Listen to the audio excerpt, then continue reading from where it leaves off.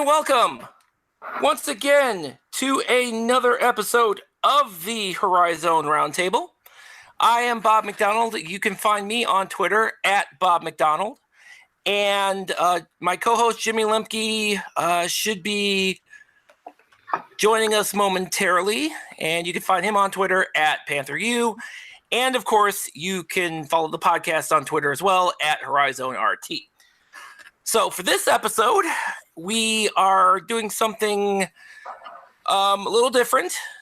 We've actually invited members of student media from across the Horizon League to join us, and I will go ahead and let them all introduce themselves and who they, which school and which media outlet they represent. So I'm going to start. I'm going to go ahead and start with Mark. My name is Mark Weems. I am representing the Jam Bar at Youngstown State University. If you want to follow me on Twitter, I'm at Big Weems, Weems. I'm excited to talk about YSU and hope they don't win less than 8 games this year. All right. Next up is Tim. Tim. Hey guys, I'm Tim Daniel covering Northern Kentucky University. Actually work not in student media. I have an outlet called 48 Minutes. It's a full basketball podcast network, and actually we're credentialed full-time for NKU. So I guess if you want to follow me, it's at Tim Daniel 518, and the show is at 48 Minutes Network. All right, great. All right, Ryan. Hey, I'm Ryan Gregory. I'm with the Campus Citizen at IUPUI, and you can follow me on Twitter at Ryan__ Gregory. And excited to talk about my Jags. All right. And last but not least, Dakota. Hey, guys. I'm in my second year at Oakland University. I wrote for the Oakland Post last year, a student newspaper, and then I took the position as sports director at a radio station, 88.3 WXOU. So I've been calling Oakland's men's basketball games play-by-play right on our station for about a year and a half now. And you can follow me on Twitter at Breck Dakota. That's at BRECHT. And then DAKOTA, or follow our official sports Twitter handle. That's at WXOU. Excited to be here. Great, good, and thank you all. Thank you very much for all of you joining us. I know as an ex-student journalist, this student media has a special place in my heart, and so I'm definitely looking forward to this, as I know from my standpoint that was kind of a formative experience for myself, even though journalism was not my eventual end profession. But, I got some time left in this earth, so you never know. I guess before we get started, I wanted to kind of ask you guys this question with regards to kind of your own personal experiences. So what made you decide to what made you all decide to get into the media and what was your specific interest, and kind of what drew you, since you've been involved, what has kind of drawn you to your respective teams? I guess I'll go. I'm born and raised in Youngstown. I didn't start off in journalism by no means. I meant to be a doctor, so that went real well for me. Okay. But, I think I'm sure just like the rest of you guys, a love for sports is kind of just what pulled me in. And, being able to watch a team that you grew up watching and now you get to report on them, I guess was the main pull. I think being able to go watch, Bo Pelini get really mad about things every weekend, and then, go watch the basketball teams and those kinds of things. Teams that you grew up with, I think that's always a cool experience. Great. For me personally, it was more just looking to get my foot in the door when it came to journalism when I got to IUPUI, and I ended up falling in love with the Jaguars. I mean, I love watching the way they play. Coach Gardner does a great job with his team, and I've really been fortunate to be able to cover IUPUI for the last 3 years. Okay, great. Oh, weirdly enough, I actually had NKU season tickets till the second game of the year last year, and I had been applying for credentials for a while. So finally I got to know their SID, and they put me on there, and now, I've followed them now through that. I went to Louisville last year for their NIT game, so it's been pretty cool. All right, great. Well, for myself, I grew up in a little little farm town where we didn't really have much of an opportunity to start with that stuff. And as a kid, I'd always, call the games as I watched them, and stupid things like Madden games and outside in the yard with my friends. And then when I got to Oakland, I started writing for the newspaper, and I found out that I wasn't too bad at it, and that was just because as a young kid, I consumed all that information from all these different websites, reading so many sports articles. So we got going with that, and then I got an opportunity to start calling games, and they liked what I did, and I've been calling play-by-play ever since. All right, great. All right. So let's get down to let's kind of get down to the guts of it here.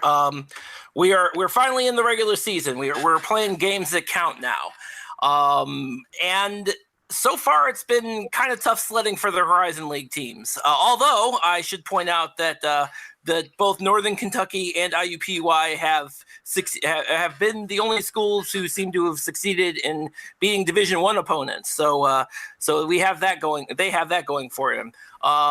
Specifically, I wanted to talk a little bit, but I did also want to talk about kind of the situation where and the situation over in Oakland, where I know in episodes past we've talked about the kind of the uncertainty of the coming season, and so last Friday they played Toledo, and they lost by 1. So Dakota, what was your takeaway from Friday night? Just kind of given the uncertainty and kind of the I don't know that was going on prior to the season starting. Well, for not just myself and for the rest of the media at Oakland, and for Coach Greg Campy, who's going into his 35th season, it's been a year where coming into the season, he had no clue who was going to be his guy. He's always had that guy. Before it was Cave Fowler. Last year it was Kendrick Nunn. He's always had that guy that he knew was going to come out and score at least 20 points a night for him and get him those points. So that was the main question going into the season. Oakland lost over 80% of their scoring last year. Kendrick Nunn with 25.9 points a game. Jalen Hayes with 18.8. Martez Walker with 17.6. And Nick Daniels with 8.5. So when you lose that much scoring, obviously the question marks are going to be there. And for myself, the rest of the media members around Oakland, there was some real concern coming into the year. They started off their first exhibition game against Hillsdale, won by 6. And Hillsdale's a formidable opponent. They only lost to Toledo by 9.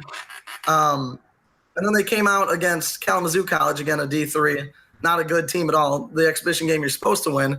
But they won big. They won 99-45. They really put it to them. And then coming up against Toledo, the 14th ranked mid-major in all of college basketball, a team that's supposed to be really, really good this year. And Oakland took them down to the wire, down by 8 points with less than 2 minutes left. True freshman transfer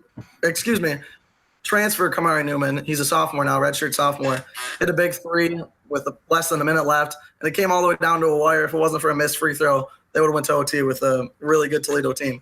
Okay. Xavier Hill-Mays dropped 30 points for Oakland. That was huge. He looks like so far he's going to be the main guy for him. He's going to be their scorer.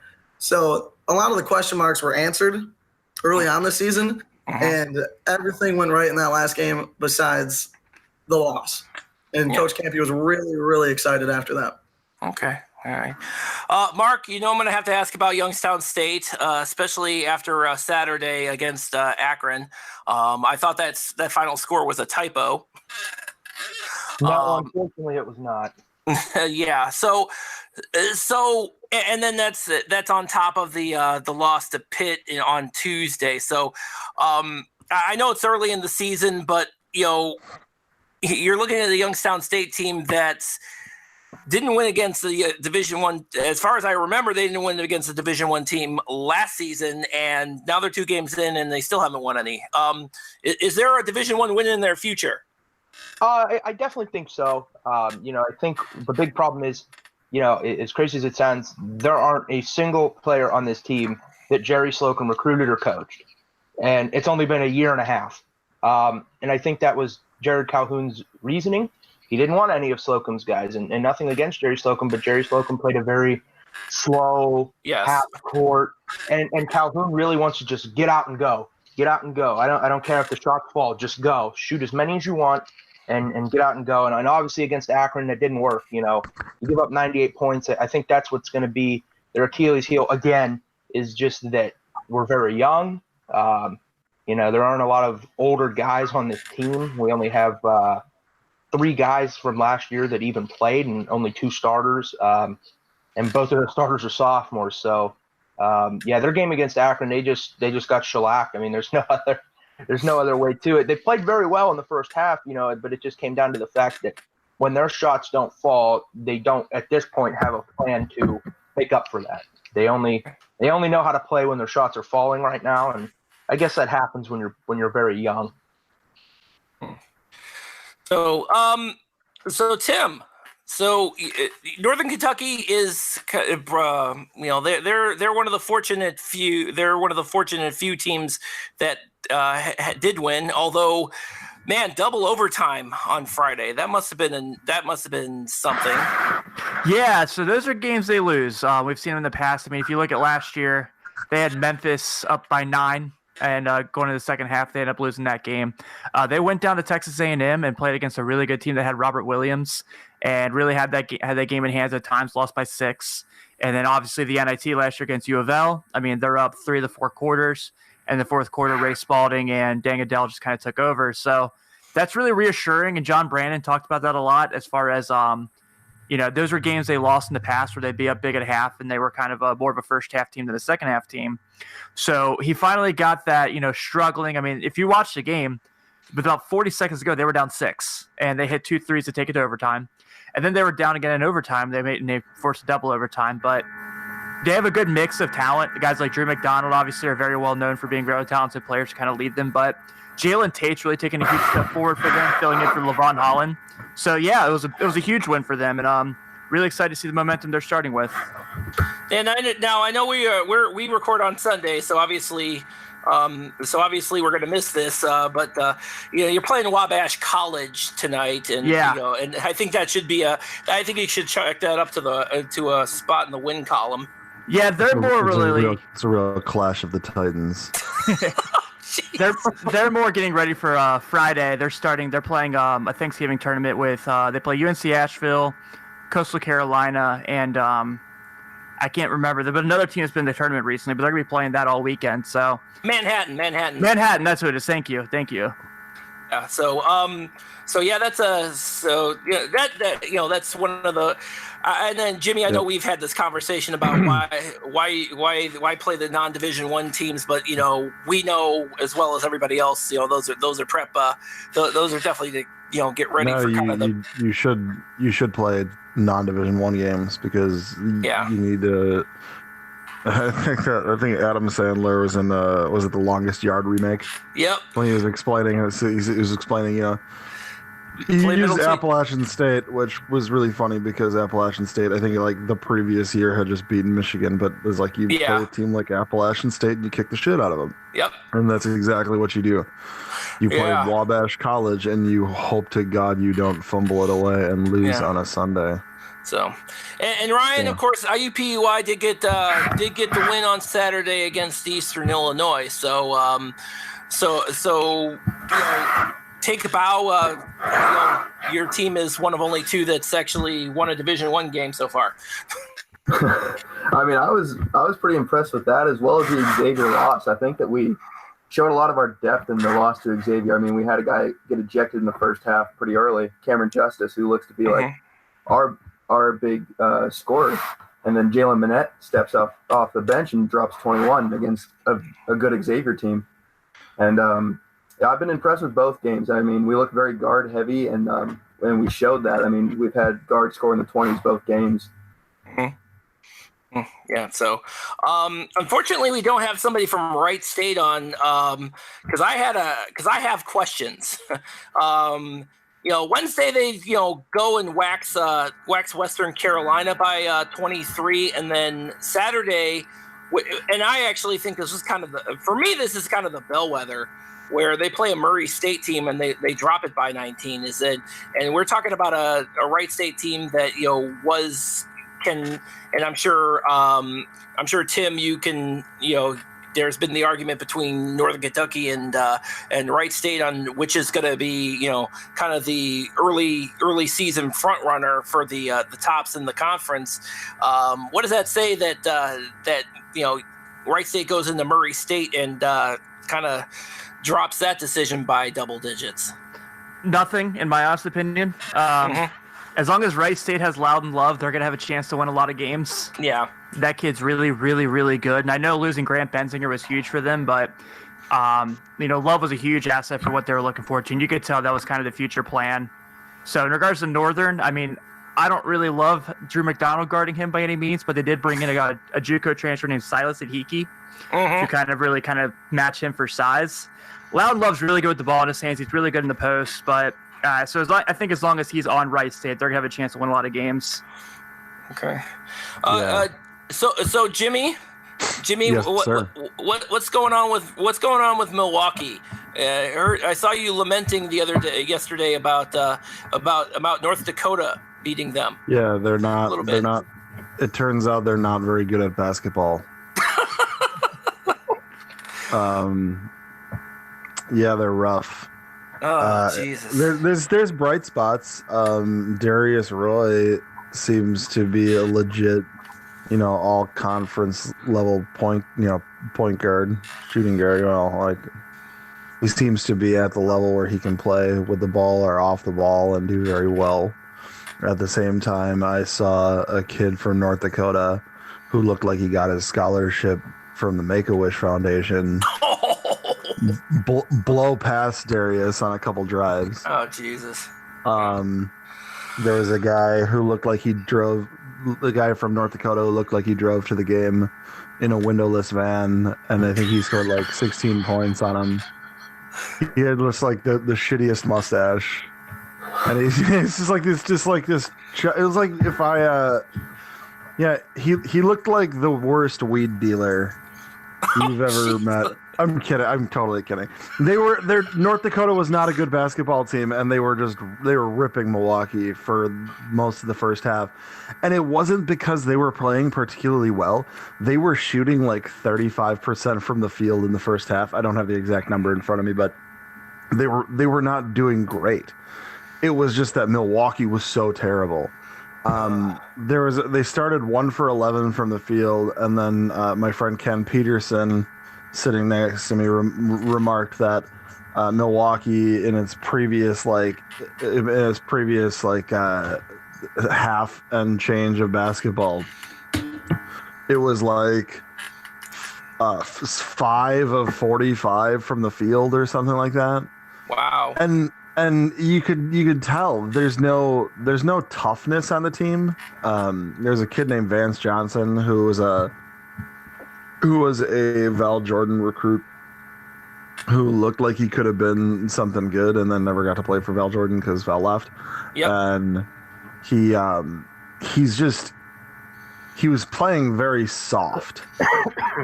I really wanted to see him throw an elbow, but like you have these just doughy kids from the other team that either looked like they spent as much time at the buffet as I did. Wow. Or either that, or they looked like they were they were just like hungry. It was very certain that like 2 of the kids on the team ate all of the food that was meant for the entire team. Wow. They were not ready to this is the North Dakota team that any Horizon League team 7 years ago would have run out the gym. Like Youngstown State of 2011 would have pasted this North Dakota team by 40 points. Wow. And they were winning by a lot. And Milwaukee came back because they started shooting well, and they started getting some open looks at 3 because North Dakota wasn't good on defense the entire time, except they started making shots. So there was a point where Carson Warren Newsom, I call him the law firm, he hit 4 3-pointers in a row. Darius Roy was doing well. North Dakota, which was not playing tough, was all of a sudden like playing completely off. Like all of a sudden every player with 1 foul with 5 minutes left in the second half was worried they were going to fall off. So they were going to they were all playing off. So Vance Johnson and Bobby Arthur Williams all started to get some inside looks, and Milwaukee started to come back, and they actually almost won the game, almost by like accident. they came back from like down like 15 points to like come back and almost win the game, and they ended up, missing it out at the end, and that's okay. Like you can't always, you're not always going to win the game. Like you're going to lose some games, and Milwaukee's going to lose a lot of games. But the fact of the matter is that it's a long season. But with Milwaukee, at least they can take solace in the fact that they're playing in the Horizon League this season. So let me ask with that, and we're not talking about Cleveland State. They can't, since they didn't hit their free throws. That's why they lost on Saturday. So that's But and that and the fact that only apparently Tyree Appleby and Jalen Hill wanted to score in the second half. That's the reason they lost. But they lost by 4. I'm not going to freak out too much about it, but maybe I should. Is it too? Speaking of which, maybe I guess I'll bring this question out to all of you. I know we're only 2 games in. Is it too early to freak out about the Horizon League? Yes and no. I don't know. A lot of Horizon League teams could be very flighty. You could win 2 games real early and think you're going to win a lot of games. YSU's done that before, and then you win 12. So yeah, maybe a little early, to be honest. Okay. Yeah, I'd say we need to pump the brakes a little bit on giving up on the Horizon League already. I think we're doing just fine. I mean, coming from the IPY stance, of course, but these are you guys won a Division I game. Exactly. but to be fair, I mean, these are all tune-ups. I mean, we're just waiting for the conference season. Yeah. Yeah, I wouldn't freak out too much for the Horizon League in general. I know for Oakland, we try to schedule a lot of heavy-weighted non-conference games early. That's just always been what we've done. And then going to the Horizon League play, I wouldn't freak out too much. Too early in the season to tell. But I would say some signs are pointing to a bad Horizon League this year. But I guess we'll have to wait and find out. I don't know if I'm just like, I don't know if just the amount of time that I've been around the conference has turned me into just this chain-smoking pessimist. But I've seen where I wasn't aware you smoked, Jimmy. Been. I don't actually smoke anything. But I'm gonna say this straight out. Like, it's real hard to be positive about a lot of things in the conference. Like, there are really good players. I don't see a team like, and I've watched a couple games. I like Oakland. I think Wright State's not going to be as bad as some people might expect them to drop off to, but like, this conference is not as good as it was 2 years ago. There's got to be a turnaround, and the good thing that you can take of it, there's an opportunity. So for those guys that are IUPUI, hey, look, there's an opportunity for us to be good. We can all of a sudden take a place in a conference and maybe use it as a springboard, because as soon as a team gets really good in the conference, we say goodbye to them and they move on to a different conference.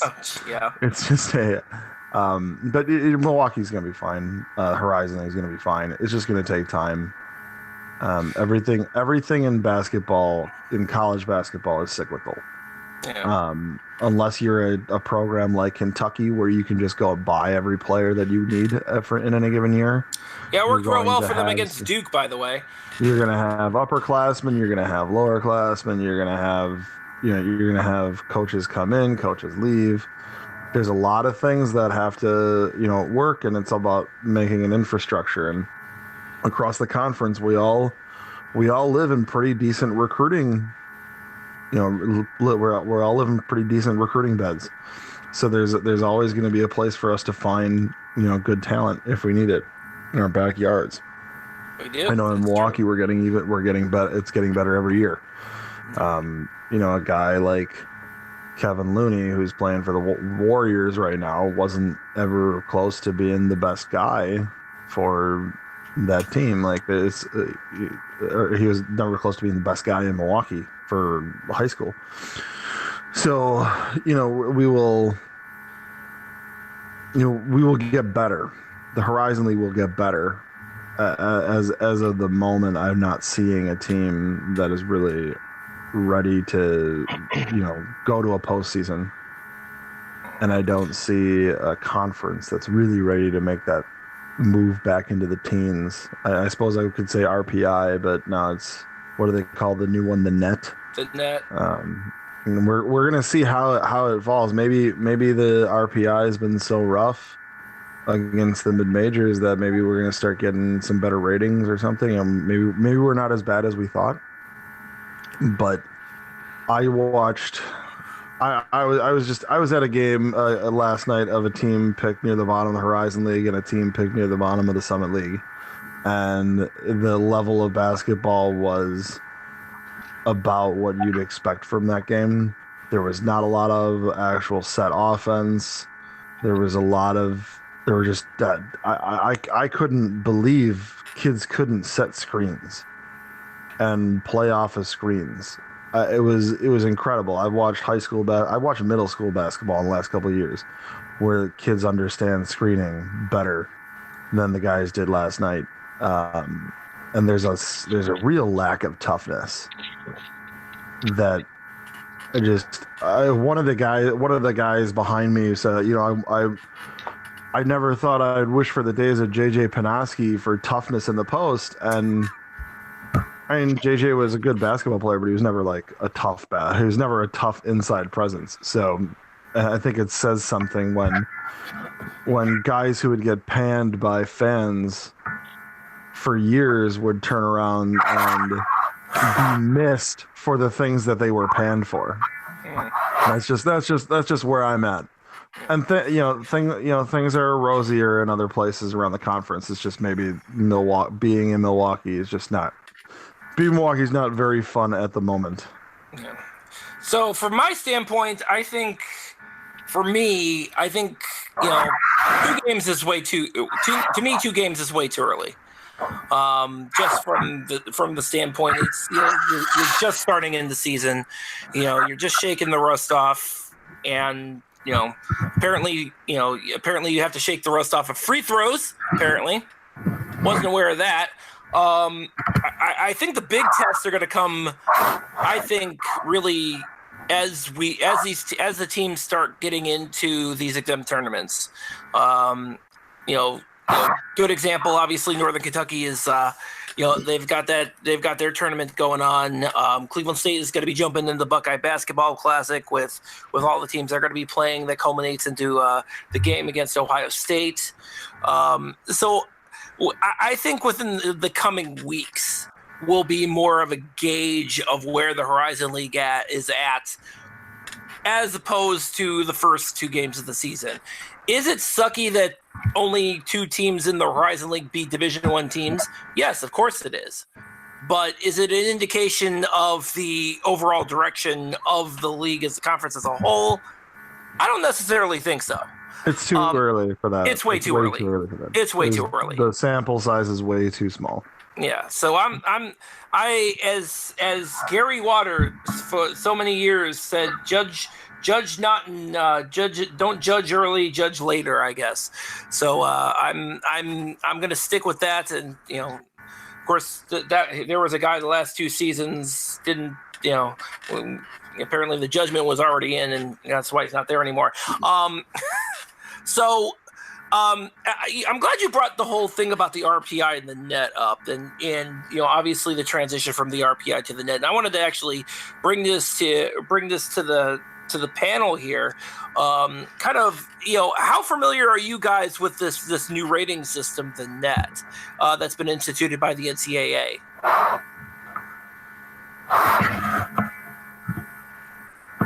Anybody want to jump in there?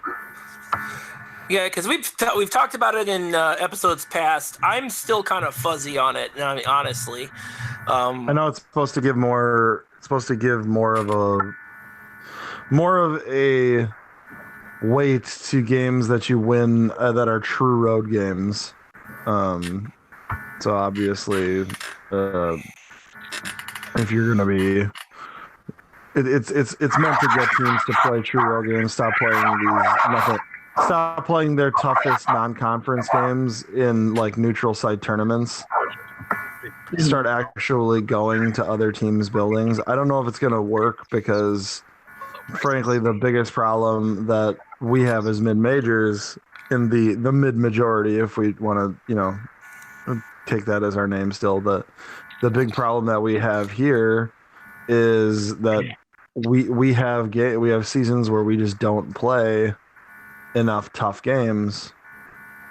So a team like Seton Hall, that may be like an average team, will get so many strong road games that they'll win a couple and it will just blow up their net rating, and then all of a sudden it'll look like they're a much stronger team than they are, even if they go like say 2-7 against teams that are in the top 100 of the net. And that just comes from the fact that because they play each other so much, they're automatically given too much weight. It's I don't think there's a way to fix what that ails it. There's only a way through action. The mid majors have to take it upon themselves to massage that new rating system to work in their favor, and that means exactly what it was going to mean for the RPI. It means get yourself better wins. So you have to get better true road wins. So you need to have teams. You have to have non-conference games that are against good teams that are going to, challenge your team. You might lose them. It might hurt you. It might help you, but you can't just play your conference, win a couple big games in the non-conference, and then win your conference and expect to get that that at-large bid in the NCAA tournament. It's just not going to happen. You can't. You have to challenge your team. Yeah. So, I mean, from a Horizon League standpoint, have Horizon League teams as a whole done enough on the non-conference front? I mean, I guess that's kind of what I'm driving it down to. What have they, from a scheduling standpoint, have Horizon League teams done enough to, and it might not benefit them this year, but down the road, have they done enough to be able to kind of make it at least a gallant effort to offset, the issues that they, specifically from the computer ranking standpoint, be it the RPI, be it the net, have they done enough to kind of address that issue? Possibly. I mean, you look at this week alone. So Green Bay plays at Iowa. Detroit plays at Butler. You see like IUPUI, playing at Boston College, who maybe Boston College isn't like the biggest team in the world by any means, but still.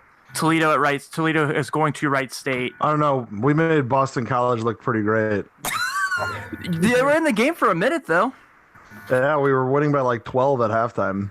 Yeah. Milwaukee goes to UC next week. NKU goes to UC.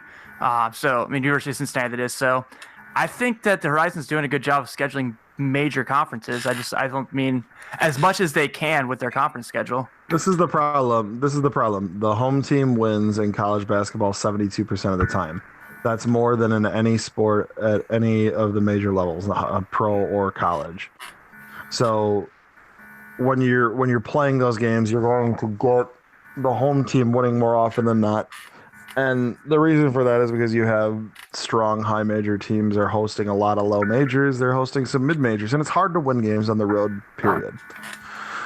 The problem isn't those games. Schools like Gonzaga, like Butler, who were mid majors that kind of have transcended that level and moved up, have made the move to made those moves because they were willing to play anywhere at any time.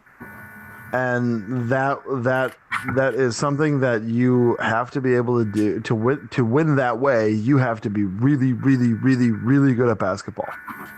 So not every team's going to be there ever, and especially they're not going to be there every year. So you have to figure out a way to build up the whole group. And the way you do that is you start to eliminate the terrible games.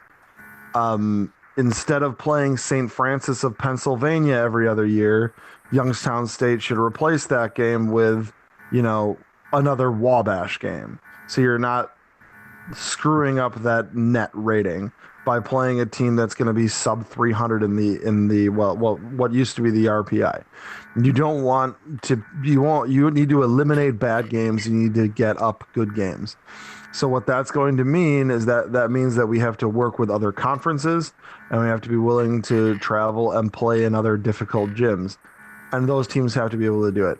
If I were to change the net before it really goes into effect and does things, I would give schools a major boost for non-conference home games, or taking non-conference home games against very good teams.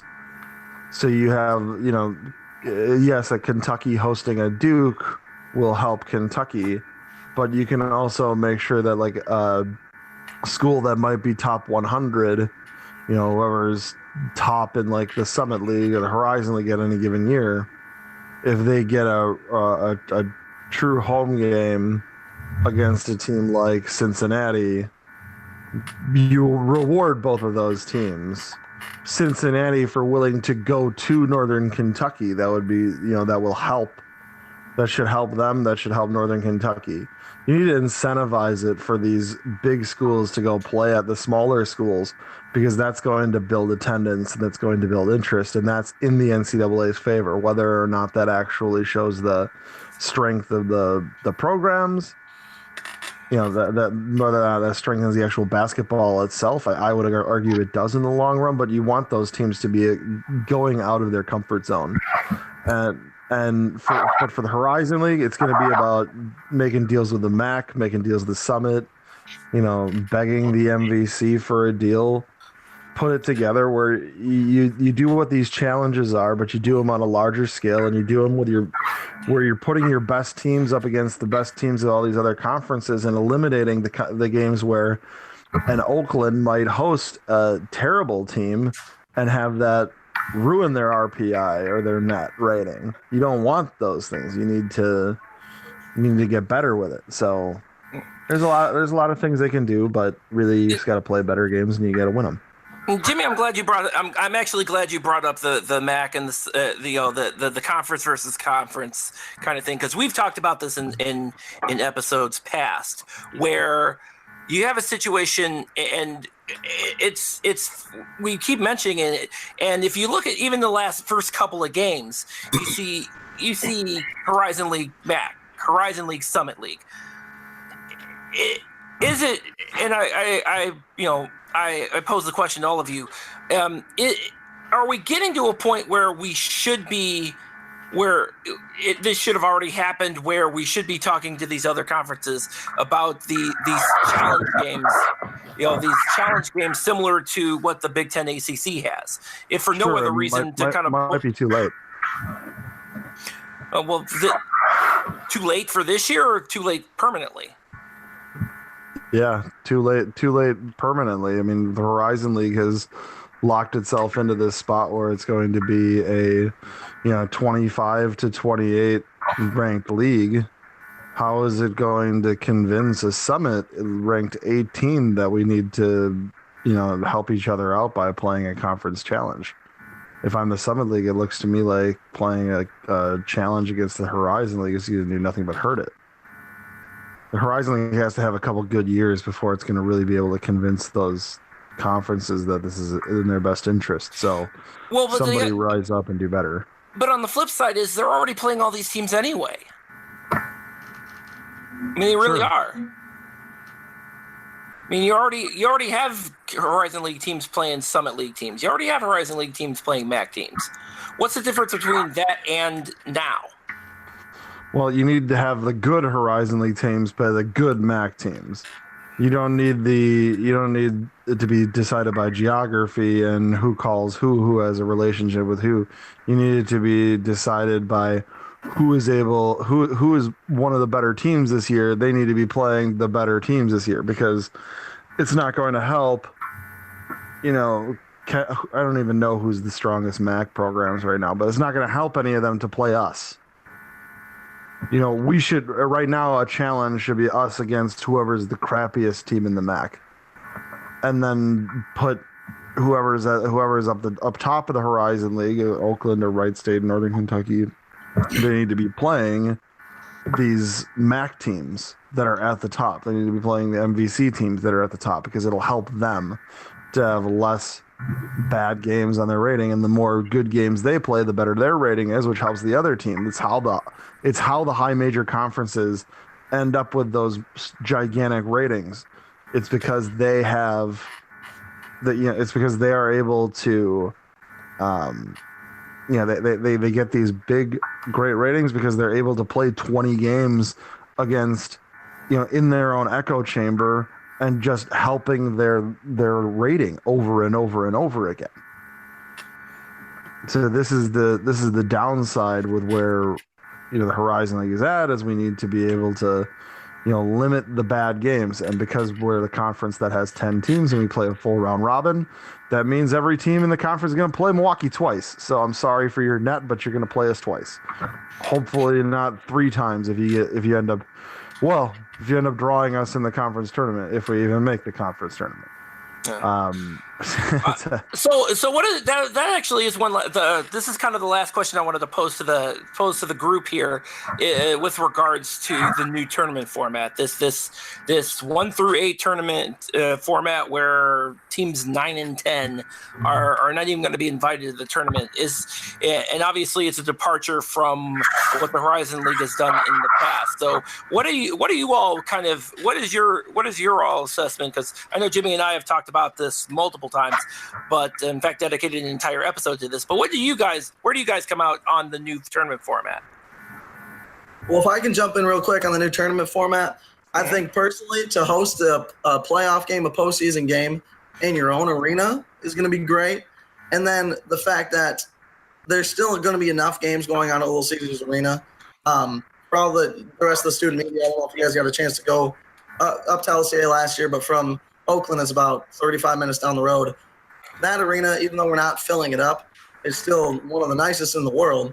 So having that opportunity to still play enough games there is great. And then I think the aspect of being able to host your own playoff game or being the early rounds, I think that's a great format.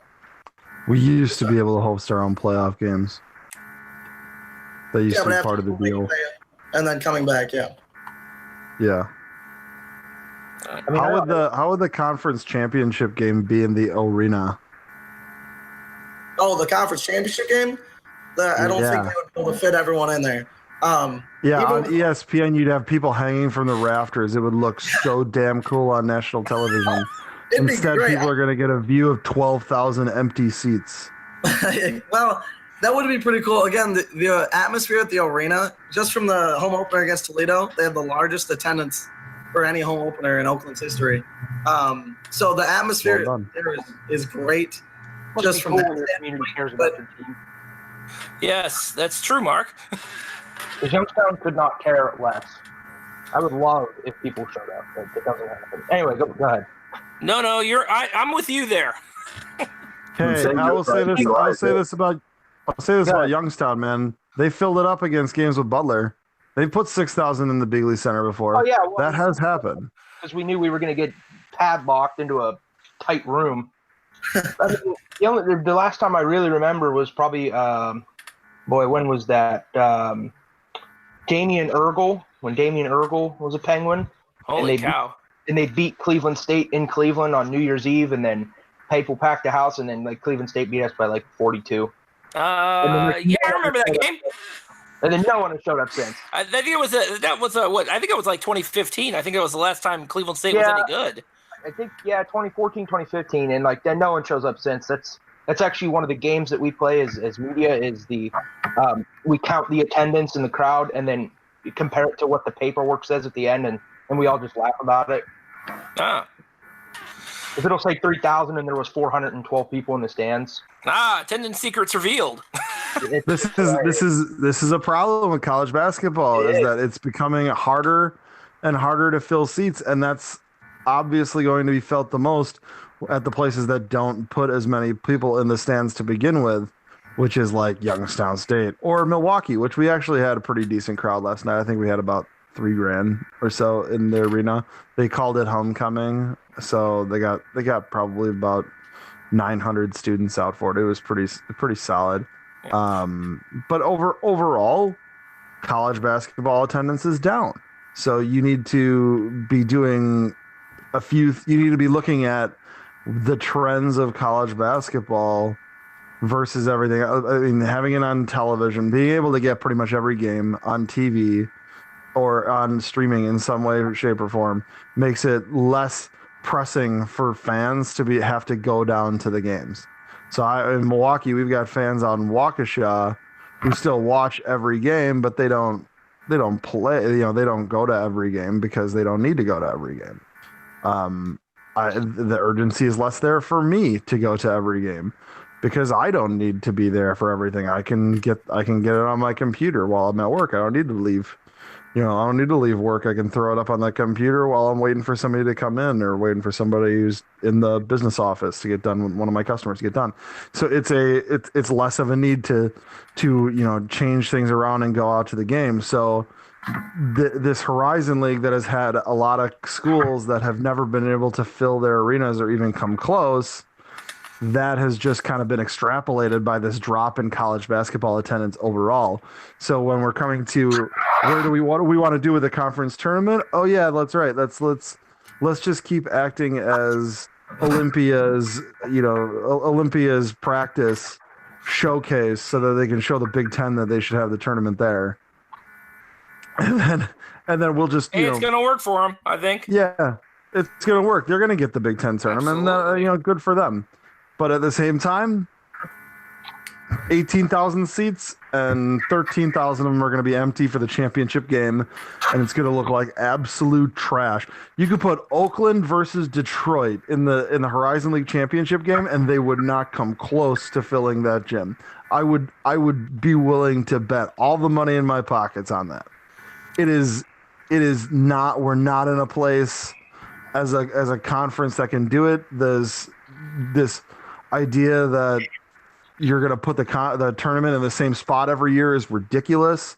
This idea that you're going to drop off the two bottom teams. The 9 and 10 teams have been in the semifinals and the finals every year in Detroit.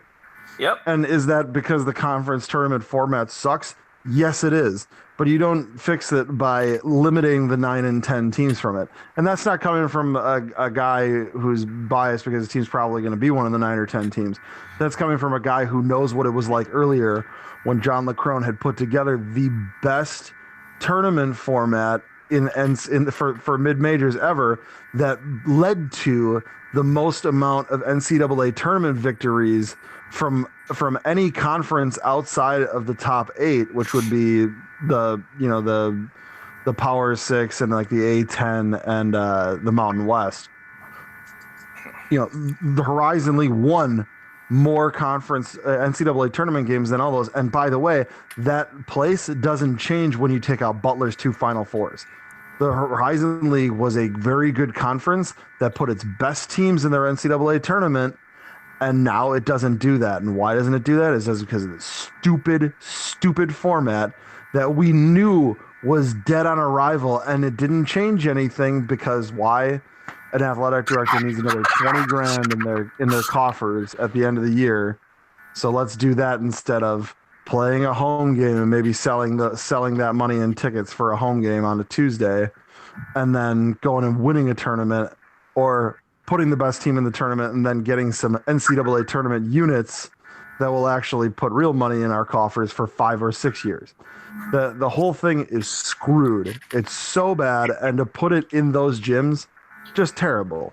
Green Bay, Wright State, I'm sure Cleveland State, I'm sure Northern Kentucky. I would love to see Northern Kentucky host a Horizon League championship game on ESPN on a Tuesday night in the BB&T Arena. You tell me right now that would not be a killer atmosphere. That would be incredible. Insane. It would be incredible. And all of you guys, like, I'm I don't know if any of you have been around. You know, Bob's been around twice as long as I have, and I can tell you that right now, since I've been around since 2005, and I can tell you right now that from where I've been with my experience, the old tournament format was what made the Horizon League special, and we maybe didn't keep.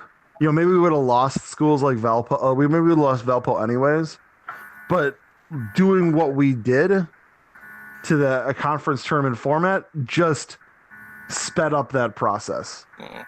It made sure that Valpo left earlier, which ended up having us to get IUPUI. Prove IUPUI gets better. That's good. I really hope IUPUI does well. That'll be great. I think that in a conference tournament in championship game in the Farmers Coliseum could get packed. That would be fantastic. But you're never going to get IUPUI. Say IUPUI becomes like the 2 seed in the conference tournament. They're never going to get 8,000 people to go show up in Detroit. Absolutely not. No, they're not going to do it. Milwaukee's we were in the conference championship game a couple of years ago. We couldn't do it. Northern Kentucky couldn't do it. And it was Northern Kentucky's first time. They couldn't. Cleveland State didn't do it. Yes. Nobody could do it. And this is because why? People in, and they didn't do it. We bussed people in too. And the reason we weren't getting it was because it was short notice and you had basically 2 road games. Mm-hmm. So, all right. Well, with that, and hate to get on a down note, but with that, we're going to go ahead and close out this episode. Gentlemen, it was a pleasure speaking with all of you. I'm very happy that we had all of you on today. That was it's a good conversation, and we're happy. We are happy to have had you. Thanks for having us. Very much. All right. And of course, you can find episodes of the Horizon Roundtable on sportsax.com, hax.com, and of course, wherever you can find podcasts and, your Amazon Echo and Google Home devices. And of course, now you can find us on Spotify too. So we will go ahead and see you next episode. Thank you for listening.